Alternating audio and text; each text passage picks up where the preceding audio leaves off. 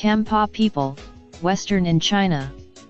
Approximately 205,000 Tibetans living in the massive Nhari prefecture in central and northern Tibet speak the Western Khampa language.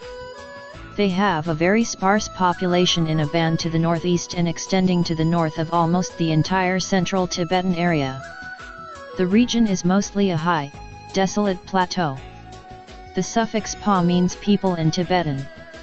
Khampa, therefore, means people of Kham. Kham was a province of Tibet until it was annexed by the Chinese and incorporated into Qinghai and Sichuan provinces. The Western Khampa, however, live wholly within Tibet itself, which the Chinese call Zizang, hidden west. Western Khampa is unintelligible with the Central Tibetan languages or Amdo-Tibetan. Despite living in a huge area approximately the size of England, only 2 dialects are reported within the Western Khampa language. For centuries the Khampa have terrorized other Tibetans.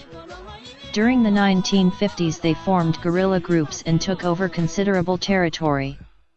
In 1958 they attacked a Chinese market town, killing several thousand of them.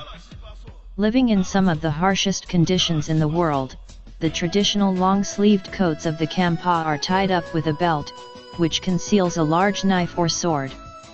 Many wear lucky charms, magical strings, or amulet boxes around their neck. Khampa men, who often get around on horseback, are never without a weapon.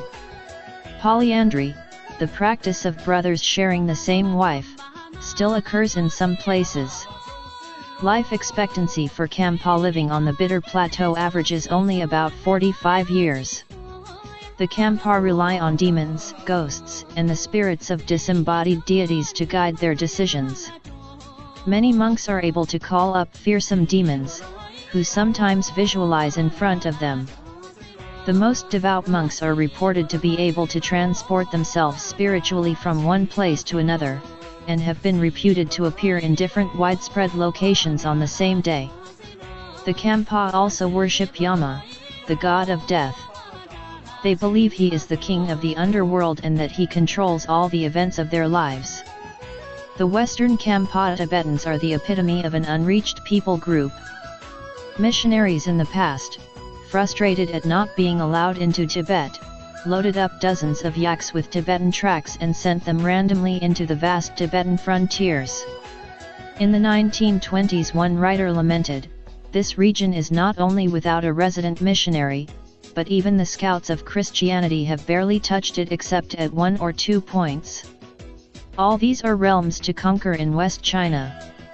Large areas are unknown absolutely, and still larger ones remain relatively unknown.